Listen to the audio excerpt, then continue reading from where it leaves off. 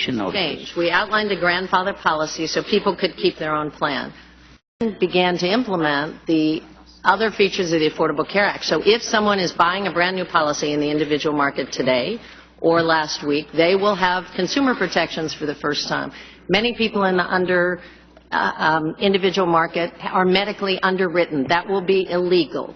Many women are charged 50% more than men. That will be illegal. You cannot, again, eliminate someone because of a pre-existing health condition. You can't dump someone out or lock someone out. So those provisions, but if, again, a plan is in place and was in place at the time that the President signed the bill and the consumer wants to keep the plan, those individuals are grandfathered in, and that's happening across the country in the individual market. We're learning, in fact, that folks who did have a plan who liked it, in fact, are being told that it's canceled in the last, my time has expired. Let me yield to the ranking member, Mr. Waxman, for 4 minutes. Thank you, Mr. Chairman. I had to smile at your line of questioning because everybody expected this hearing was about the website. Ms. Sebelius just said there was no change, that you could be grandfathered in. Betsy McCaughey, you know what you're talking about. She's lying because the grandfather clause for those plans right in the law had a whole list of exceptions that made the grandfather clause meaningless. Compare it with the grandfather clause for unions in the very next paragraph, where that is guaranteed, period, as the President said, without the long string of fine print to make it meaningless. Got it. Mr. Waxman is on. He's getting political. Go. They said tens of millions will lose their insurance. But in fact, everybody in this country is going to have access to health insurance because they won't be discriminated against. They said that it would explode the deficit.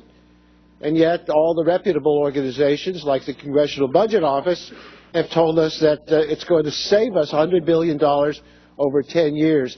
So we've had a litany of objections from the Republicans about the Affordable Care Act, which has driven them to such a frenzy they even closed the government. So now we have you before the committee. And you're being asked, I suppose later you'll be asked about the website. But let me pursue this question about individuals who've gotten notices that they're going to have their individual insurance policies canceled. They'll be able to get another plan, won't they? Actually, it's the law that they must get another plan. Continuous coverage is part of the law. So, and that wasn't the case in the past. So the Affordable Care Act said, we're going to end the worst abuses of insurance companies. We're going to create consumer protections in the marketplace that they will be able to buy a policy even if they've been sick in the past, that women won't be charged more than men, that we're not going to let insurance companies deny coverage because of pre-existing conditions, and we're not going to let them put these lifetime caps. And there'll be an essential benefit package. So you're not just buying some things and not having other things covered. You're going to have the minimum that everybody should have: prescription drugs, mental health coverage, doctors and hospitals. Are these important consumer protections? Well, I would say, Mr. Waxman, they're very important. As a former insurance commissioner, I can tell you that the individual market in Kansas and anywhere in the country has never had consumer protections. People are on their own. They could be locked out, priced out, dumped out, and that happened each and every day. So this will finally provide the kind of protections that we all enjoy in our health care plans. As part of a group, as part of a plan that has pre-negotiated benefits, we enjoy that kind of health security. And individuals in the buying insurance on their own, farm families, entrepreneurs, mom and pop shops, young adults have never had that kind of health security. Well, now they're going to have this health security.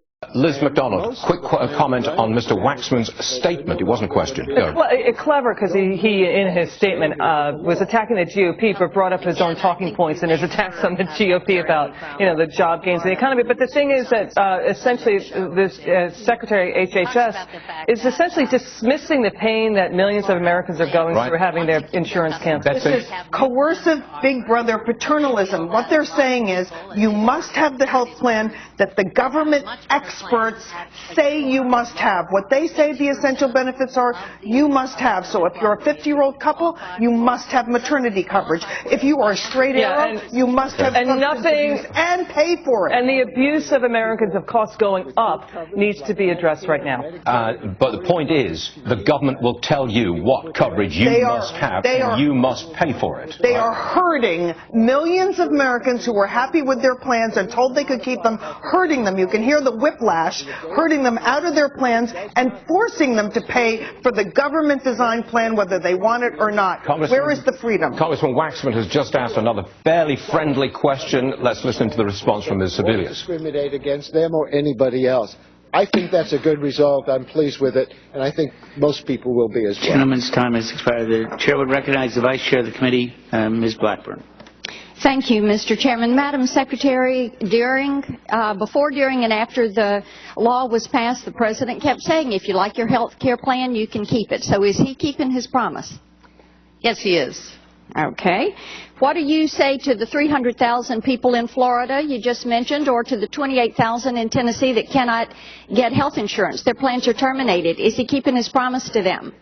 Well, first of all, Congresswoman, they can get health insurance. They must be offered new plans, new options, either inside the marketplace, or if they don't qualify for financial subsidy, they can shop in or out of the marketplace. They absolutely will have new coverage. What do you say to NBC News, who says millions are going to lose their coverage? Well, in all deference to the press corps, many of whom are here today, I think that it's important to be accurate about what is going on, and I would defer again to the president of the Blues plan. Reclaiming my time. People will have ongoing coverage. They will be offered new plans. Madam Secretary, let me tell you something. The market right now will qualify. What do you say to Mark and Lucinda in my district who had a plan, they liked it, it was affordable, but it is being terminated, and now they do not have health insurance?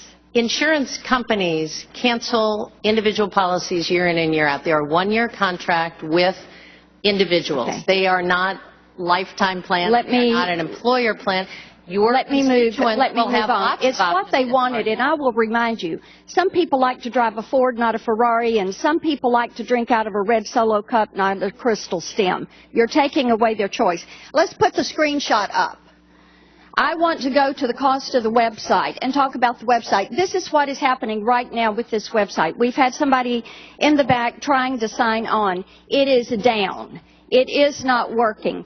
Last week I asked for the cost from each of the contractors that were with us last week. So, can you give me a ballpark of what you have spent on this website that does not work, that individuals cannot get to? What is your cost estimate?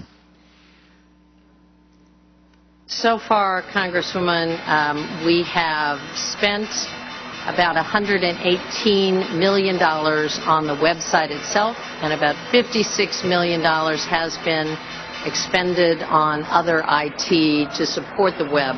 Okay, would you submit a detailed accounting of exactly what has been spent, and when do you expect constituents to stop getting these kind of error messages?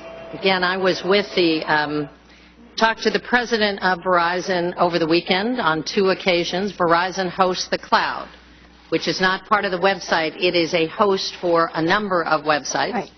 The Verizon system was taken down Saturday night into Sunday. It was down almost all day Sunday. They had an additional problem that they notified us about yesterday, and it continues on. So I'd be happy to talk to the president of Verizon and get him to give you your information about Let me come back to that, because I want to get to this issue of exactly who is in charge of this project, because you're now blaming it on the contractors and saying it's Verizon's fault. So let me ask you this. Did you ever look at outsourcing the role of the system integrator? And obviously you did not, from the contractors that we had last week. They had several different people, whether it was you or Gary Cohen or Michelle Snyder or Henry Chow, that they thought were in charge. So who is responsible for overseeing this project? Is it you or your designee? Let me be clear. I'm not pointing fingers at Verizon. I'm trying to explain the way the site operates. We own the site. The site has had serious problems. Who is in charge, Madam Secretary? The person now in charge as an integrator is QSSI, one of our... Who was in charge as it was the being MS built? was in charge up till... At that team, who is